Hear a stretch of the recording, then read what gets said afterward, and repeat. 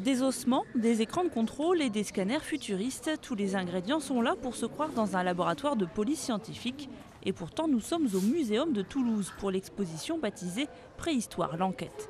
Le but, les visiteurs doivent percer l'énigme de ces deux squelettes, la sépulture de Théviec, une scène de crime vieille de 7400 ans.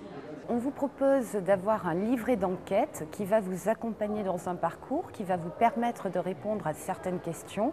Qui sont ces gens qui sont inhumés, quel âge ont-ils, de quoi sont-ils morts, etc. Et puis pour vous aider, on a mis en place un système de bornes multimédia qui vont vous présenter les techniques appliquées aujourd'hui dans la recherche pour répondre à l'ensemble de ces questions. Au fil du parcours, on découvre ainsi que ces squelettes ne forment pas un couple homme-femme, comme l'avaient cru au départ les chercheurs, mais qu'il s'agit de deux femmes qui ont été enterrées avec bijoux et bois de cervidés après une mort très violente. Au travers d'un parcours ludique, le muséum offre surtout une nouvelle façon de découvrir comment travaillent les spécialistes en préhistoire aujourd'hui. L'intérêt scientifique de cette exposition, c'est de montrer qu'aujourd'hui, les chercheurs en préhistoire ne travaillent plus tout seuls. Aujourd'hui, on ne reste pas dans son cabinet d'études.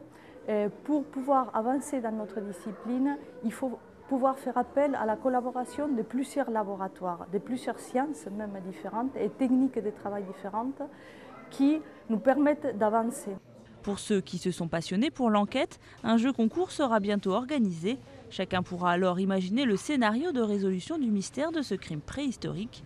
L'exposition, ouverte jusqu'en juin 2011, permet aussi d'admirer deux pièces remarquables, ce squelette de rhinocéros laineux, mais surtout cette Vénus de l'Espugue en ivoire de mammouth. Vieille de 23 000 ans, elle est considérée comme l'équivalent de la Joconde pour les archéologues.